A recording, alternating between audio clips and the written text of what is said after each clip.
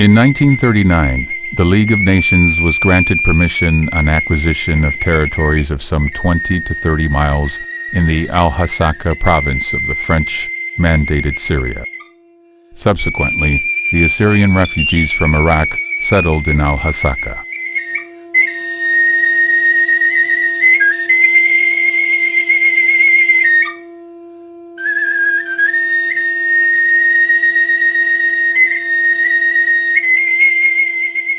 In the 20th century, many misfortunes and agonies befell the Assyrian nation.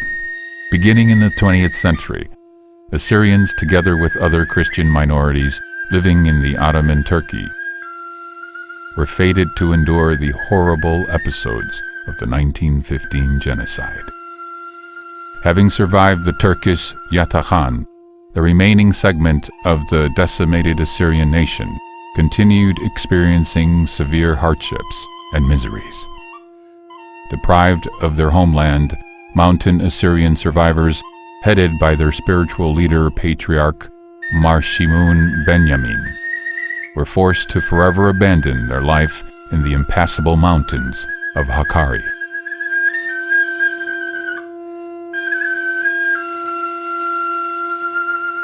Wandering and humiliated, the Assyrian remnants scattered throughout the world. Many of them made their way through Hamadan, Iran, to Bakuba, Baghdad, and Mosul. There, they stayed under the British care, who intended to use the Assyrians for political purposes. Reared in the rugged mountain environment, the Assyrian tribesmen were more than able to defend themselves and made excellent soldiers. As such, many of them were recruited by the British authorities to form the famed special forces known as the Assyrian Levies. The Levies continues serving under the British till the late 1940s. أنا أتوراي قملة يخوشمة العراق بطلابة حقوثة ديالنا الأرآثة ومطواثة. إيمن دي يطلب لها حقوثة من إنجلسنا من أرباي من العراق لا يولى. أنا أتوراي كتولة كأسكد ليوي دي أسكدين دي إنجلسناي مرا لازم مربوطن كسياسة وخو بطلوتو مسكرية. لاني مرذول لاني شرطيني بلوتو مسكرية إنجلسناي. مبارا بلطلة طلب من باتريركا مرئي شاينورا صندوقي تشد لقريشة آميدية رئيس مختاري وملكي وجورانة آتوراي ميرا أخني ليش ألغيو أفرة عراق لازم طلب شرطا وبالخانة تاوخني الخيمة تاولن بيتها يو عراق أنا إيمن جميلة جورشت آميدية كثولة أسرى شرطي ميرا من دي قمايا آصيميديا هو يا دهك باثر عاصمة مثيلا مدرسة مقرأ تريلي شاني عربي وإنجليز ومبر هادخ ما مري أمراني تاويلا أمراني وأويلا أرآثة ومفاطة كتويلة بشمه. The unsettled question of Assyrian autonomy in Iraq, political games, and the tension between Assyrian and Iraqi nationalists eventually boiled over into open fighting. The outcome of this fighting was the horrific massacres of northern Iraqi Assyrians by the Iraqi National Army units in August of 1933. After the period of British patronage ended, 70,000 Assyrians made a request of receiving land loans in the places of their residence. But Baghdad reacted with hostility to the natural and modest request of the so-called ungrateful Assyrians and intensified its oppressions. And the English authorities, who did not need the Assyrian services anymore, abandoned them, leaving this nation to the mercy of fate. Moreover, turning their back on their former allies, the British left them to the regressive Iraq that did not fall to get even with the Assyrians organizing their massacres. On July 18, 1933, the Assyrian spiritual leader Marshimun became an undesirable person in Iraq and had to leave for Cyprus. Here he raised his complaint against the British disregard. In response to that, the British again began to drive a wedge among the Assyrians, Kurds, and Arabs, trying to resolve the Assyrian question, totally exterminating the latter. In late August 1933, when thousands of Assyrians were trying to move their families to Syria, zone of the French patronage, Iraqi authorities used armed force against them on the bank of the river Tigris. The Iraqi authorities aimed to disarm the Assyrians, but they refused to obey the directive to lay down their arms based on credible fears of harm. The Iraqi government had devised and intended to implement a plan for the disarmament and deportation of Assyrians from the region. As a part of the operational phase of this plan, the Assyrians living in the village of Samel and its surrounding areas were brutally butchered by the Iraqi army. In a continued wave of destruction, the Assyrian settlements in northern Iraqi regions of Ahmadiyya, Sakho, Dohu, Sheikh Khan, and others were swept away by the violence. Meanwhile, the Iraqi mass media engaged in a propaganda campaign blaming the Assyrians for perpetuating a war against the Iraqi people. August 7 is another bloody page in Assyrian history known as Kutlop, Semeli, or Semeli massacres. Every year on this day of mourning, the Assyrians commemorated the sacrifice made by the Assyrian martyrs and pay tribute to the victims of the genocide. Assyrian villages on the Khabur are comfortably situated along the river by the same name. Refugees from northern Iraq have settled here according to the region of Hakkari, to which they originally belonged. Hakkari province is situated in current-day Turkey. بداية ما زي ماشينا بداية ما زي خمشي تربات أخوة خمشي ترباتي يعني ترم طمة وتفان السر نفوسي مطيق بداية ما شو رايا نلاخ إن كم بكتخة يعني كتخة كم سو طاسي سو خمش مستو تمر يعني ورب ثير على مدى تم تسقى بتريل في نفوسي تظهر متسقى قرب ألف نفوسي سين خابر ويانا خو خابر تما يمتيو لك خابر قم هو فرنساي قم يا ولد أبران وقم يا ولد يعني مدري أخني أخوتي وأول قصفة يمن الخرسلين من الخرسلين مدري تركيا لقبلة تركيا ميرة تخو مغير كويرخ من حدود تركيا 60 كيلومتر شو من دي لثوة إيه منطين لخ برية أخني وزارة الناشا عرباي تم يقدينها بروجيسة ولا طالوخت على أنا بقاني ذهم زمن بروجيسة ضمو قام مرسلين خلص بروجيسة لأخني وذم بروجيسة أختنس شو من لثوة قل اسمها سيوالوخ وما يوالوخ تمنت أنا رابقة تمنت عرباي أخني وزن بروجيسة خطالوخ شو مصفصافة خلاف لسه مرجن نار زيران إيلاني زيران تنياثة زيران خوخي مشي إنوي هذا خمر مطرسخوا خمر برميل مطرسخوا خمر من الطالعة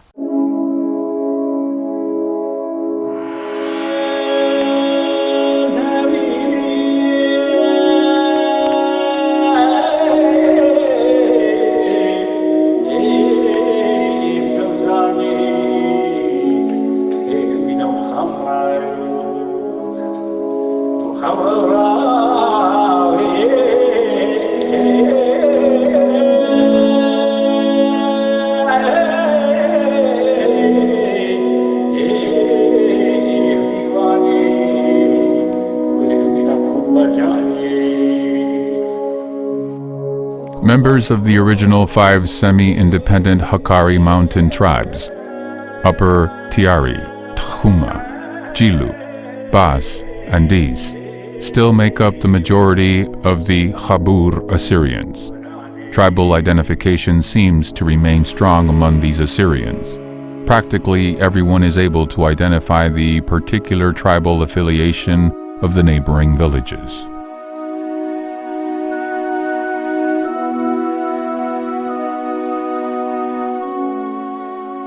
Until the 1940s, Assyrian refugees were not granted Syrian citizenship. However, in time, a dam was constructed over the desert lands and water pumps were set up.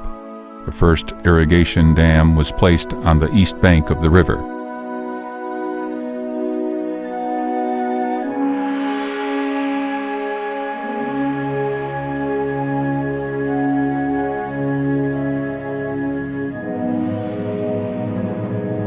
Assyrian migrants cultivated the desert lands, grew vineyards, fruit trees, cotton, and wheat. However, not every settlement succeeded in farming. The general lack of water and scarcity of annual rainfall forced the people to move to larger Syrian settlements and even to Lebanon in search of jobs and a better life.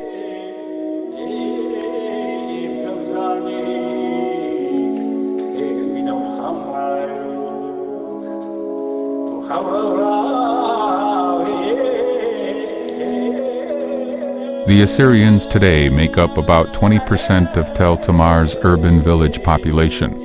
The Assyrians of this bustling little town, the largest of the Habur settlements, are mostly clustered around the high ground near the banks of the Habur River. In the 1960s, Tel Tamar was an entirely Assyrian inhabited community. Now it has only 350 Assyrians. Most current Tel Tamar inhabitants are either Kurds or recently settled Arab Bedouins.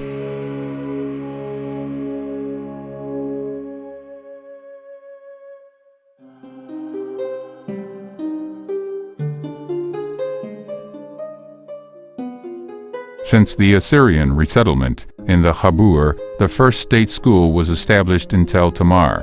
Later, this was followed by the construction of the hospital. In Tel Tamar, the Church of Our Lady, completed in the early 1980s, still serves as the center of the Assyrian community. Some 500 meters away from the new church stands a large green domed brick mosque, built in the 1970s to serve the growing Muslim population.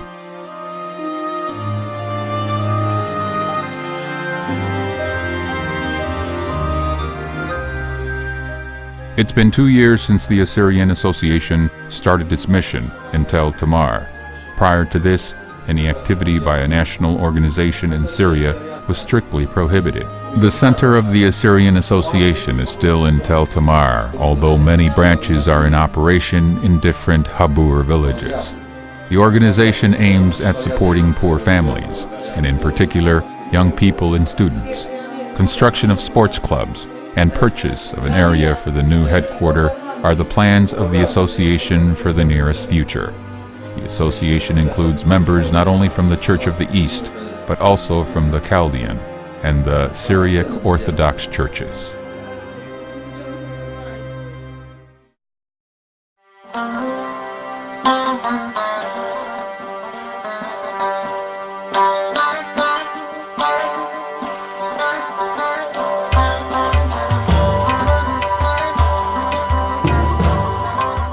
Habur Assyrians boost the local economy by owning small businesses in the region. Local entrepreneurs run a livestock farm near Taltal village, where cattle, sheep, and goats are bred mainly for sale purposes.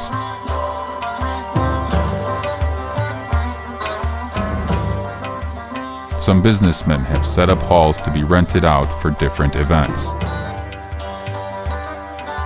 Restaurants, hairdressing salons, various kinds of shops, and green groceries are densely lined along the narrow village streets where life is filled with lively trade.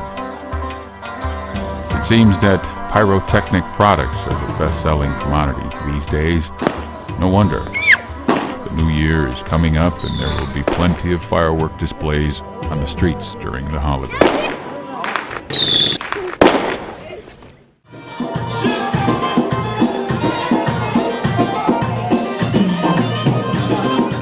It's a New Year party in one of Tel Tamar's clubs where the local youth has gathered.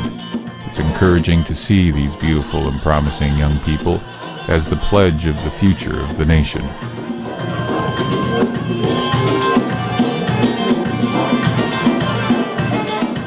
Assyrian music and songs are being performed by a local band.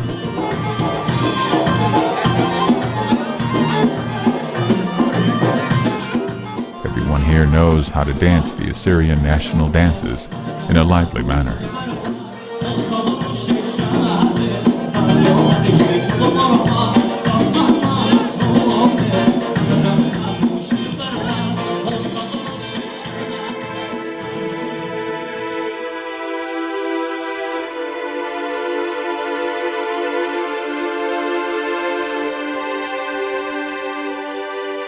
Work will soon begin anew in the fields, and the people of Khabur will return to their routine village life. Somewhere construction is underway. Elsewhere, someone is getting married, while another is preparing to leave the village for good. Somewhere, a life is ended on this earth, while in another corner, a new life is born. That's how life goes on. That's how these people live.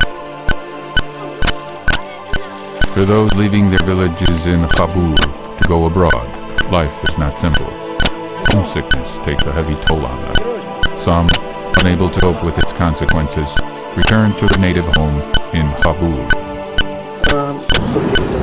I have been living in Germany for the last 20 years. Then I decided to come back to Syria, my country, where I used to live in Tel Tamer. My wife and kids are still in Germany. I decided to come back because I realized that it is better to work for one's country than work for a land where you are a stranger. Here, you can find employment and you can work for your living better than you would in a foreign land. In Germany, it is expensive to live, but here you can live with a less of a financial burden. Here you are among your own people. You can live with them, walk with them, and talk with them. But in Germany, you are a stranger. You don't know the language, you don't know the people, and you cannot live with them as you do with your own people. I invite all compatriots to go back to their homeland, where they have been raised and where it is their ancestral home, and where you will always remain Assyrians, you and your generations to come.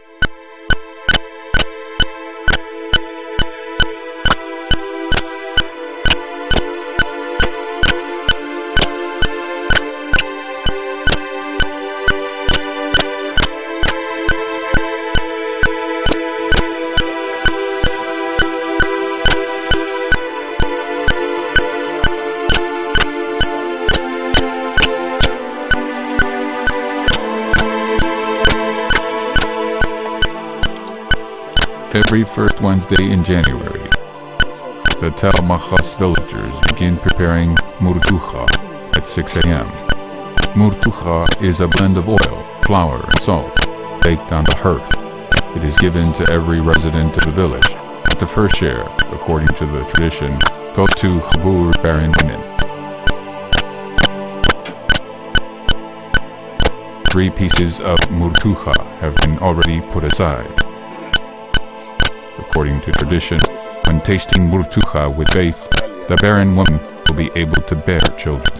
As we were told by the villagers, this tradition was primarily popular among the Jilu Assyrians, but it has already been many years that the people of Tel Machas, originally of Hakkari's Gawar district, followed. At one time, Sharad Sliva, or Feast of the Holy Cross, was largely celebrated by the villagers of Marzaya, from Hakkari's Jilu region. Such festivals were accompanied by traditional music and dances and gathered many people from the nearby Ashirats. Marzaya, one of the most revered saints of the Assyrian Church of the East, passed away on the first Wednesday of January in 1431 AD.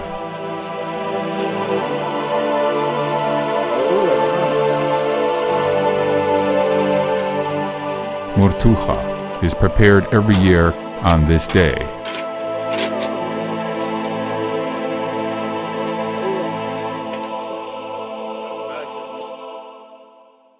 ملكد ملكي أورغ لشنا ودهولي عشنا لون زي مارد خاطب نسخاني نهوي عيد بريخ عليكن وكريستياني وثهو نرخيمي عيني ملكي عبدياني. A service on the occasion of Murtucha is celebrated at the church in Tel Machas. Marzaya's hagiography reveals that the saint lived and preached in the Jilu region together with his disciple. A homonymous church stands in Jilu where Marzaya's relics repose.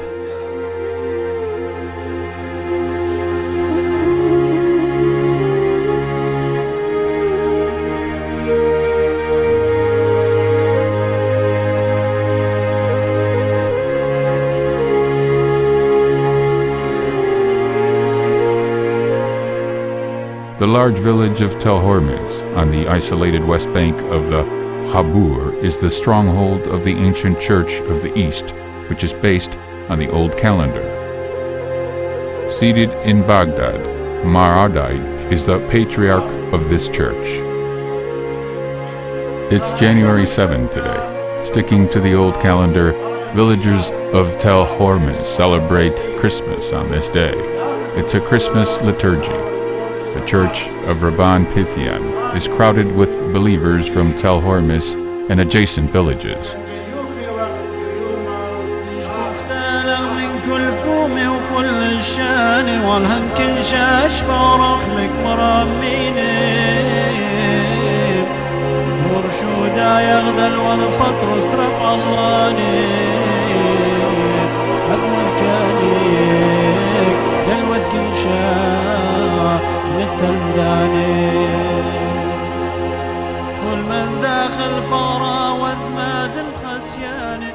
The settlement is made up of some 150 Assyrian families today. All of them are descendants of Assyrians from the Tahuma Ashirat. The people here are fortunate to have land plots with a sufficient supply of water. Vineyards, orchards, and agricultural crops planted by Assyrians still remain in this area. Tel Hormuz winemakers are famed in the region.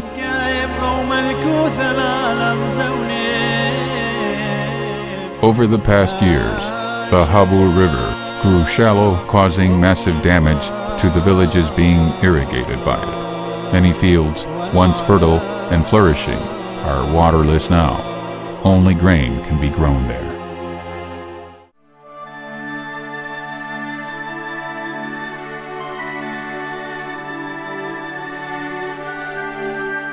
Many Assyrian villages gradually become deserted as the people move either to the cities or foreign countries. Arabs who settle down in this region cultivate the Assyrian-owned land plots.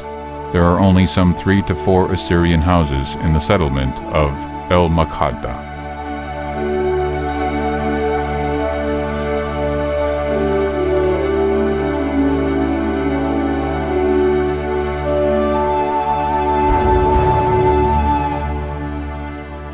This is the village of Tel Goran. Only 15 Assyrian houses remain here.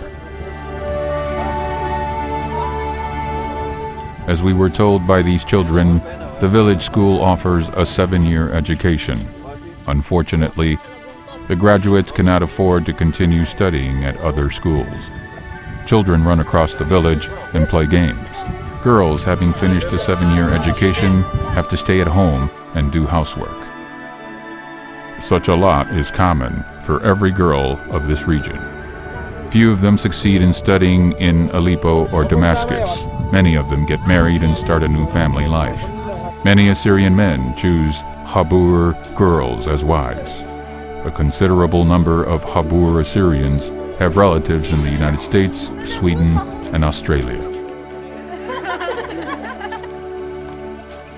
All the villages have churches, and each year sees another of the original mud brick structures replaced by sturdier cinder block ones. A new church is under construction in the village of Tel Tavil, or Bene Rumta, as it's called here. It's the outermost settlement of the Assyrian villages along the Habur's west bank.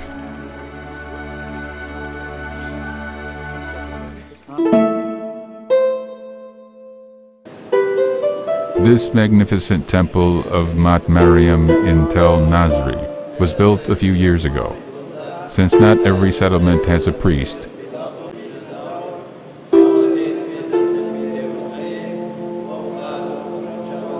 Kasha Givargis David serves in Tel Nazri, as well as the neighboring villages. History records a number of cases when Muslims have revered Christian saints and holy sites. This Arab man, leaving his shoes at the entrance to the shrine, has modestly taken a seat at the end of the hall, venerably following the evening service.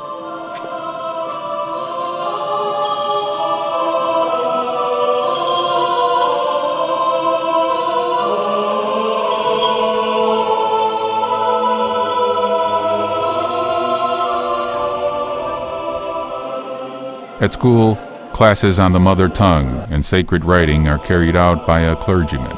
The village church committee of Tel Nazri is one of the most active and organized in the Habur.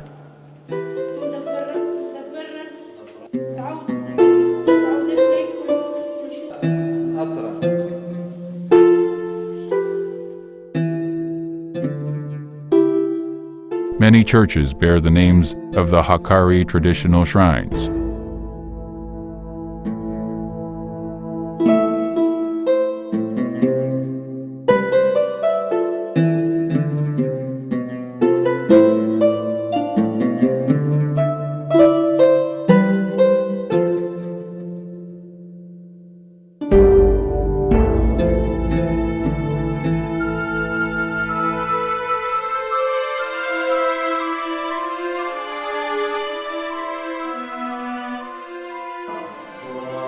Tel Hafian has Mar Shalita.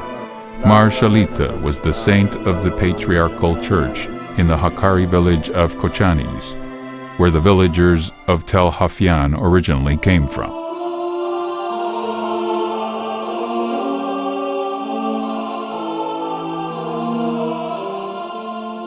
Hard life and unemployment make large numbers of Assyrians move to the neighboring cities of El-Hasaka and Kamishli, where many of them take up permanent residence.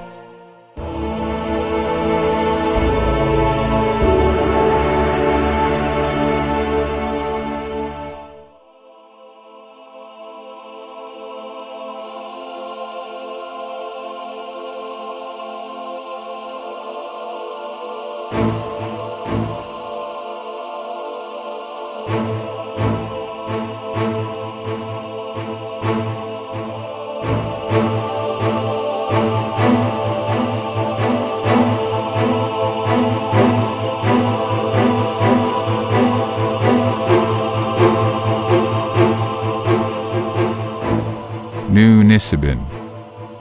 This is how the Assyrians call the Syrian city of Kamishli, situated near the Syrian-Turkish border. After World War I and the genocide of the Armenian and Assyrian people in the Ottoman Turkey, a number of Armenians and Syriac Orthodox people from the Turabdin region, the cities of Mardin, Diyarbakir, and Urfa, found shelter in the Kamishli region. Present-day Kamishli is one of the large and developed cities in Syria, even boasting an international airport.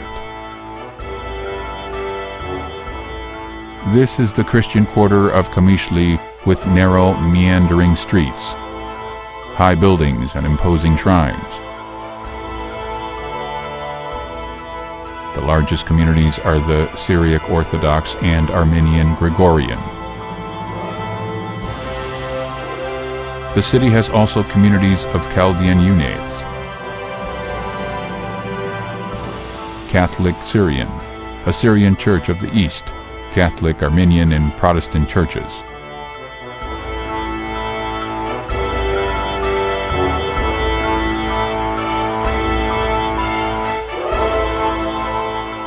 The Assyrian Church of the East community totals an estimated 150 families, of which 20 follow the old calendar of Maradai Church. They live in this part of the city.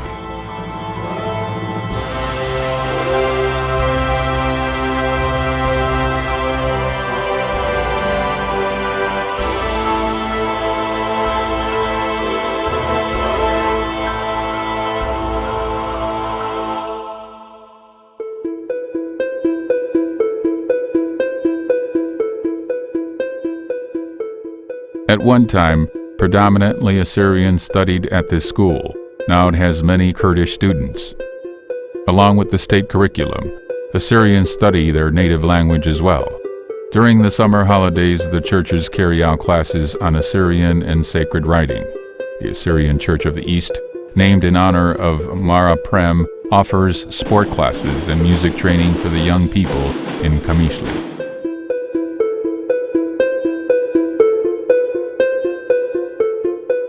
There are some 500 Syriac Orthodox families and 4 Orthodox churches in Kamishli.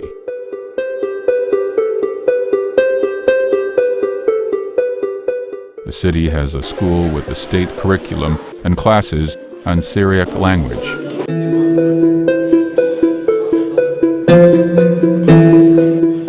The folklore school with Urhai, dancing lessons, is in operation in Kamishli.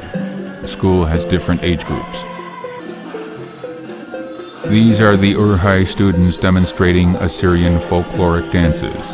They took the first place award in the dance competition at the festival held in Damascus in 2005.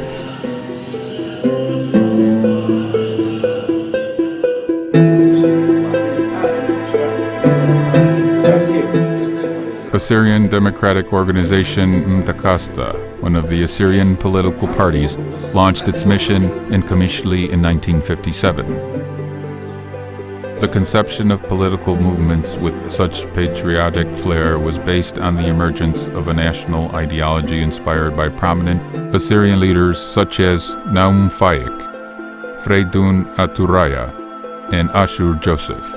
Mtakasta, founders made up of representatives from the Syriac Orthodox and the Church of the East communities, had an ideology based on creating a unified Assyrian nation irrespective of denominational affiliation.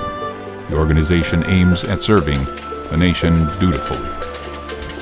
The Mtakasta members and supporters around the world launch business programs and make investments to boost the small and mid-sized businesses in Kamishli.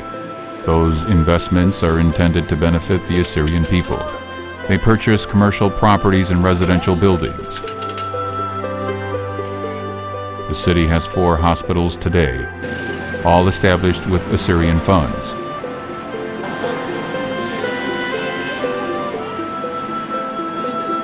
This cannery elaborates and exports a variety of fruits and vegetables.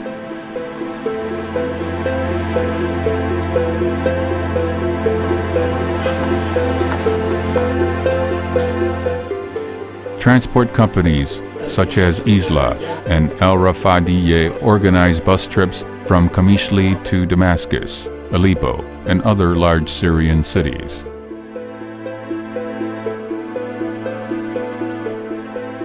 Near Kamishli, there are villages where followers of the Syriac Orthodox Church reside. These settlements were established by the Syriac Orthodox people from several areas of the Tur Abdin region, shortly after the 1915 genocide. Today, many of those villages become deserted as the local residents move to Kamishli or to foreign countries. Only 12 houses of Syriac Orthodox followers remain in Demhiya village.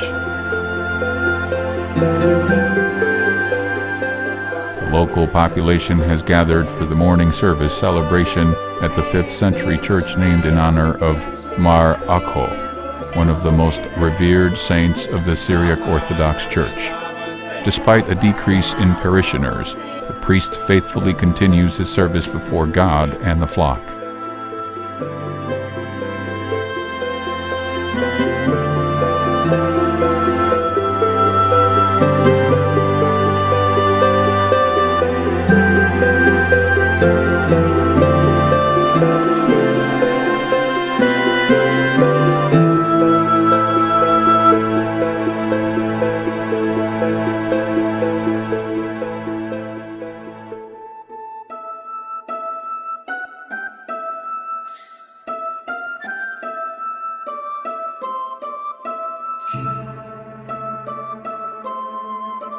Most members of both the Assyrian Church of the East and the Uniate Catholic Chaldean Church in Syria are still centered in north and northeast regions of the country.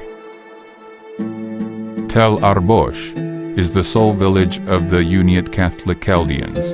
It contains St. George's Chaldean Catholic Convent, which currently has 3 nuns in residence.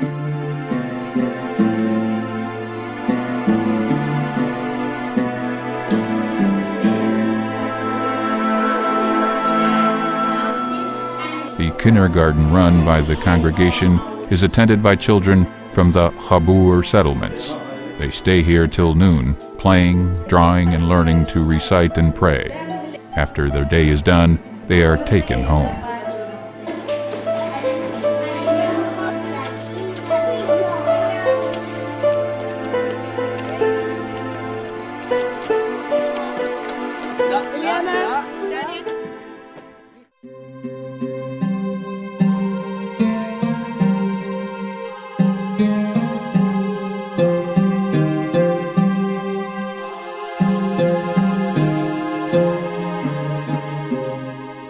The Assyrian Democratic Party, founded in 1977 in Habur, was born out of an emergence of nationalistic ideas. It was born out of the need to address the past tragic episodes experienced by northern Iraqi Assyrians and to pay tribute to the victims of the 1933 Simele massacre. The party's ideology is partially based on the principles of such outstanding Assyrian figures as Mar Shimun Benjamin, Freydun Aturaya, and Ashur Joseph. One of the goals of the ADP is creating political stability in the region, which will strengthen the nation and promote the rights of the Assyrians. The party provides medicines to the Assyrians living in northern Iraq and supports the Assyrian students. The ones who study in Aleppo are the members of the ADP-founded Youth Council of Mar Narsai.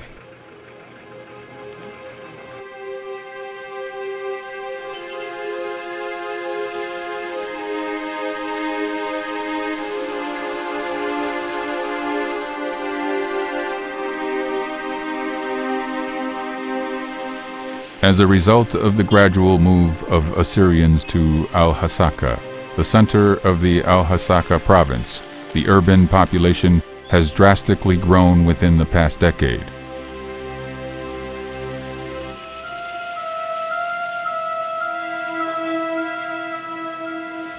Al-Hasaka comprises close-knit communities of the Assyrian Church of the East, Chaldean Catholic, Syriac Orthodox, Syriac Catholic, and evangelical churches. Evangelical congregation is made up of former members of Assyrian Syriac Orthodox and Uniate Catholic churches. As far as the sources reveal, the Chaldean Assyrians in 1993 amounted to 30,000, of which 12,000 represented the Catholic Church.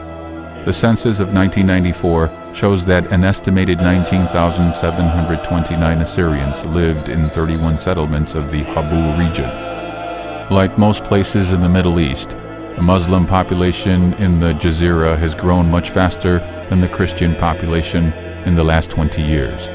In 1995, the Assyrian community in Al-Hasaka contained some 500 families.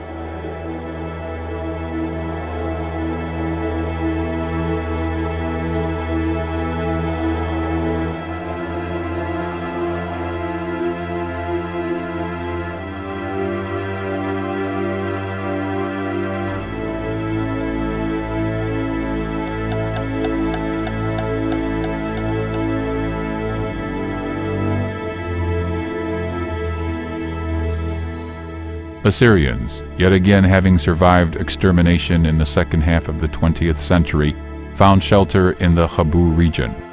Life of those people, who vivified the wild steppes of Syria, was centered on their families and churches. Secluded life continued in Jazeera up to the 1970s. Today, the number of Assyrian villagers in Habur has dramatically decreased. Somewhere overseas, the Assyrian communities are being replenished by compatriots from Syria and other Middle Eastern countries. Their history goes on.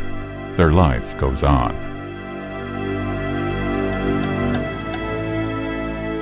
New times dictate new rules. The Assyrians enter a new age, leaving behind the horrible tragedies of the past. Through the corridor of time still echoes a question posed by an Assyrian in Hamadan. Having fled the massacres of 1915 in Urmia, and having been fed on only snow for 3 days, he asked a captured Turkish general, "Why don't we have homes anymore?"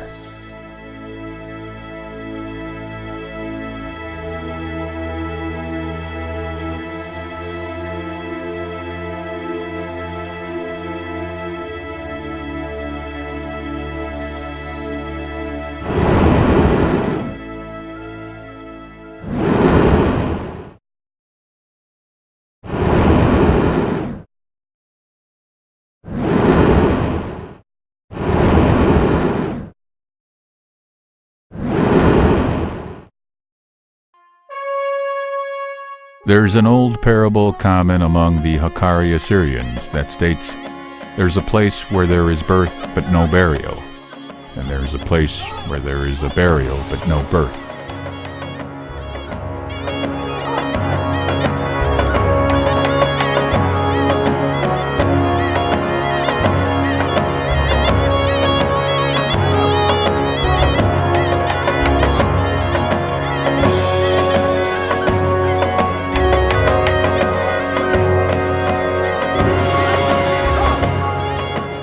The Orient, the birthplace of human culture. The first clause of the Hakkari parable is reminiscent of the struggle for the survival of human ideas, a place of birth, but no burial. The glorious mountains of Hakkari are left behind in modern-day Turkey. That area of the world is now the hottest spot in recent history. The bitter memories of the new generations of Highlander Assyrians are intertwined with Hakkari, where their ancestors once lived.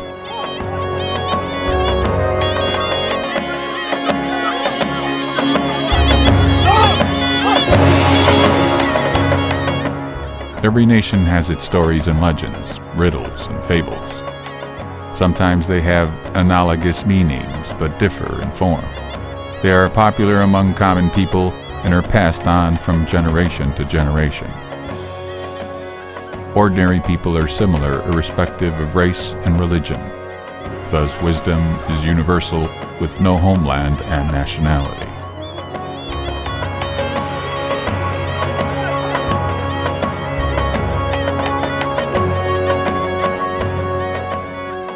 Riddles, parables, and legends were largely popular in the Hakkari Mountains. The folklore was essentially based on biblical themes. Many of these traditions still exist in the tiny Habur settlements. The Habur people of Hakkari origins still bear many parables, anecdotes, and fables in the corners of their memory.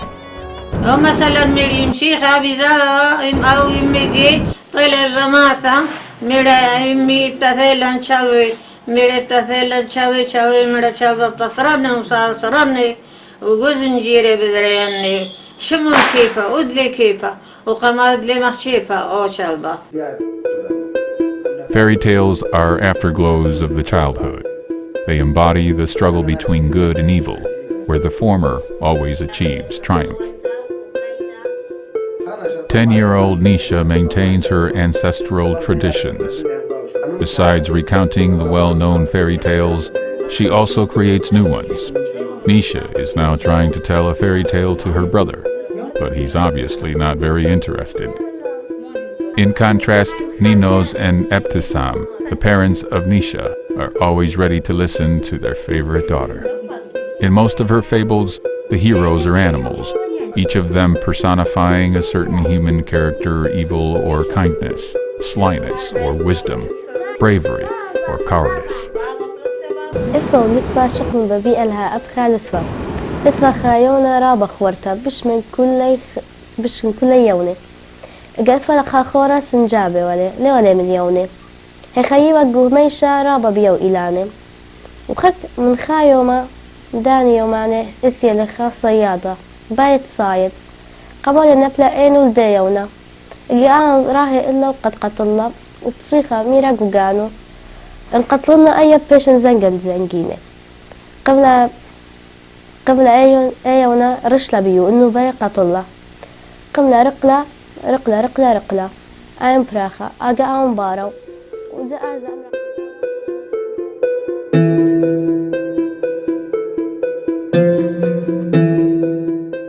The close-knit life of the Habur Assyrians and their isolation from the outside world guaranteed the continuation of language, culture, and a mixture of traditions which existed in their native mountains of Hakkari. During his lifetime, Mukhtar, the former chairperson of Tel Hormis village, has gathered the well-known proverbs of his tribesmen. National wisdom is carried to the future generations from fathers to sons, from century to century. مثلا بس أنا يجب لي شقة داي ولخوي صد نخراي يعني يما مخا شقة بصبايلة نخراي تمتوي حلاوة من دي بسيمة سير رخقة وسا دوس ليس رشالايا تلا رشاقتايا مثلا قيصة خليمة مبرديسة لبليطة أنا مسألة مرخلة كلها.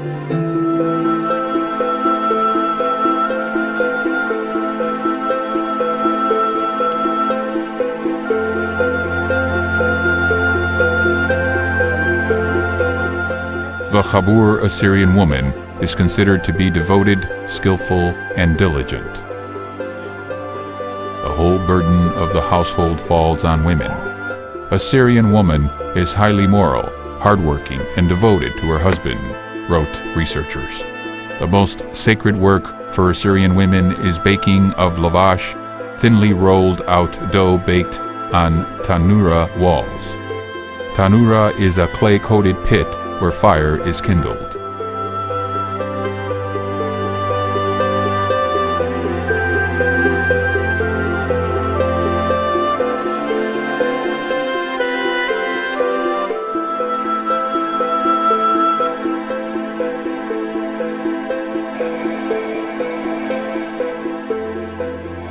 With this archaic instrument called jarusta, the Assyrian women mill wheat and other cereals to prepare various dishes of grinded grains.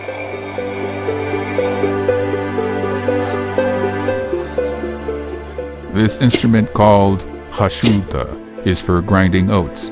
It's a hard task to be done by women. That is why exclamations like these need to be let out to muster up strength during the process. Chabur people are very hospitable. A visitor cannot walk past a house. The master will get offended. Here, people respect anyone who crosses the threshold of their house. Vardiya's household is small, but extremely clean, where everything's in its place. The table is laid with traditional Assyrian meals, chipte and kabebad. Today, harissa is the centerpiece of the table. It's an oriental dish prepared of cracked wheat and well-cooked chicken. Harissa is mostly made on religious holidays or feasts of saints.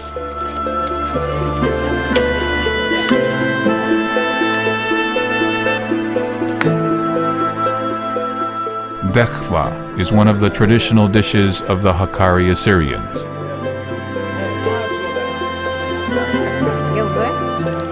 It's made of mutton, dry buttermilk, and grinded oats, and is served up mainly on holidays.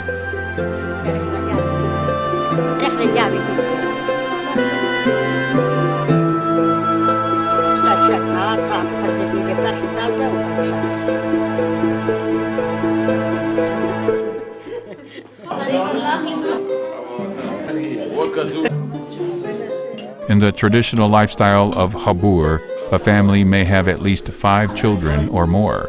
However, the new generations view life from more modern perspectives. Extended family of Dadishu has gathered together today. In its head, the grandfather is surrounded by his sons, daughters-in-law, and grandchildren to celebrate New Year 2006. Sava Daniel, getting a little tipsy on his favorite drink, arak, started telling jokes and anecdotes about the Hakkari Highlanders and the Urmia Assyrians. The emotional outburst of the Highlanders, sons, is on full display, especially on New Year's Eve. They are as soldierly, as energetic, and as loud as their ancestors.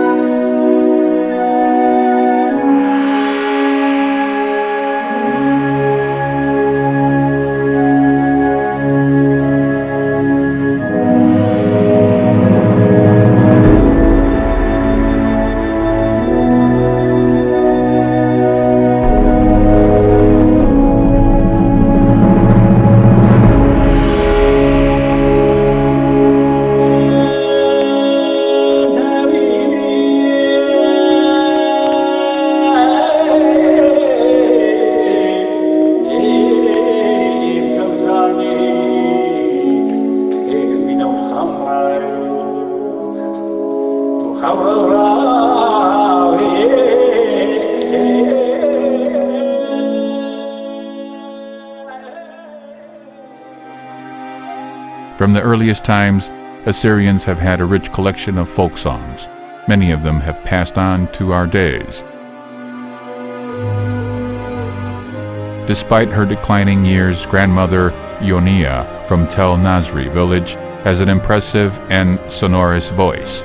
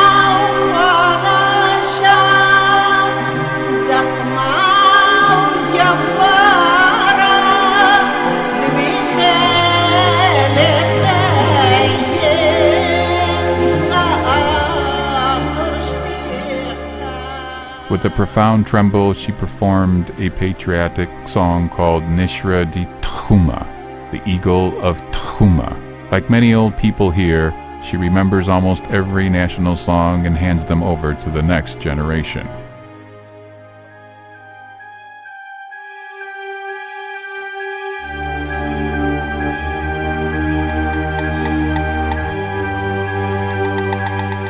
Chabur is rich in talented musicians. Ninos Oshana, a well-known songwriter, performer, and musician among Assyrians, plays Eastern string instruments such as oud and tambura. His songs are composed of patriotic, lyrical, and love tunes.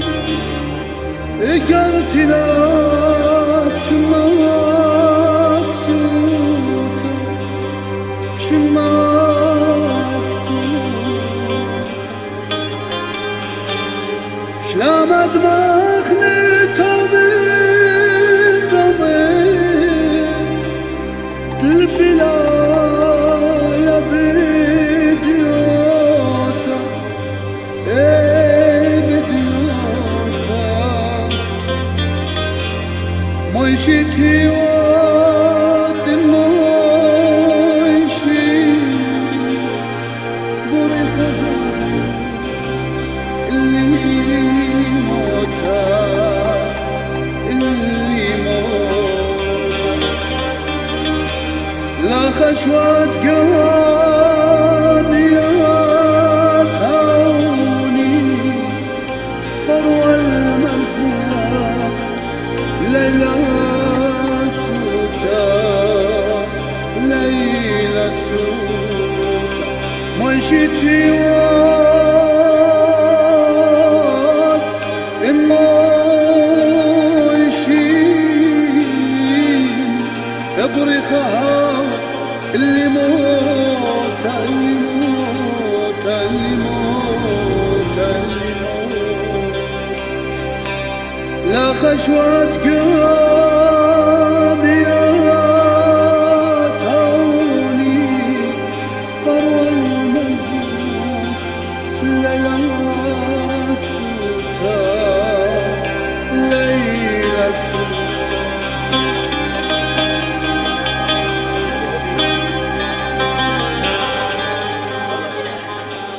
Lifestyle, philosophy, belief, and tradition are reflected in national costumes where each detail has its meaning.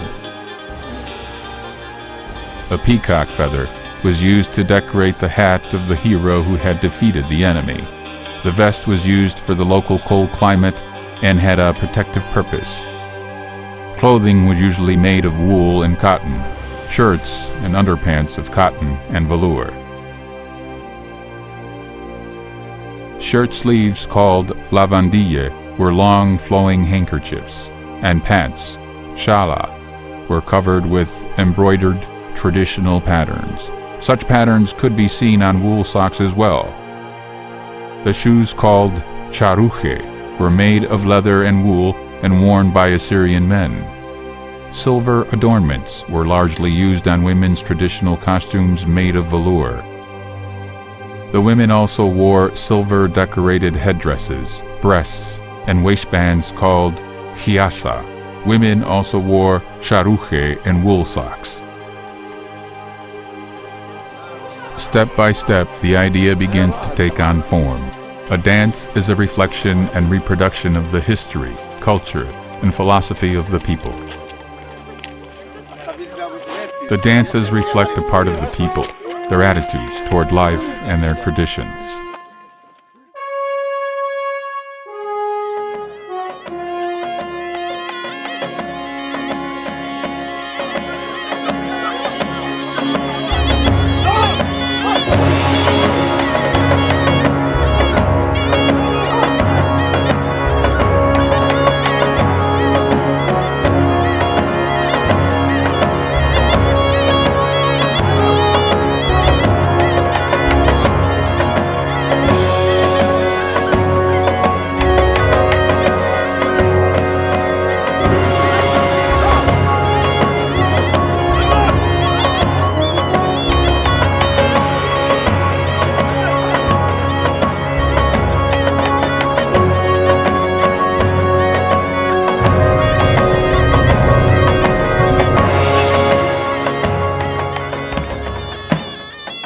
Khoshaba, a person famed because of his traditional national costumes, symbolizes an Assyrian Highlander living in impregnable places. Those who remember him confess that little has changed in his appearance over the years. Though he is not young, his performance of the Assyrian dances is spirited and full of life. In this way, he passes on to the next generation the philosophy of the dance which embodies the ancestral traditions.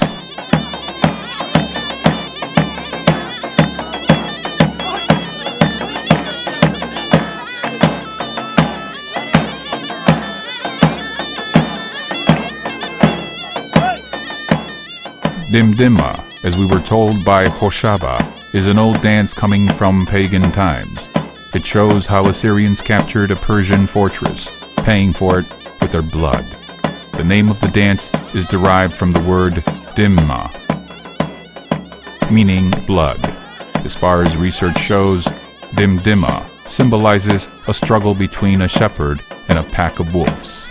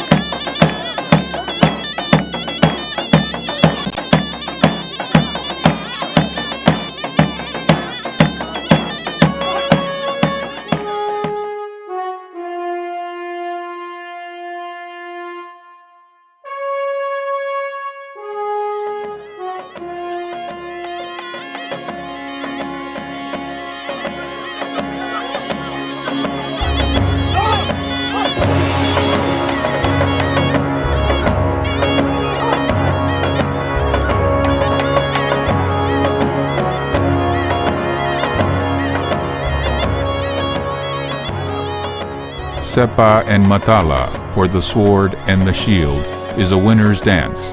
It was performed during the triumph over the defeated enemy. Men armed with swords and shields made a victorious round dance together with women. Group dancing, performed by the entire village. That's how these dances were characterized. Today, it's the same way.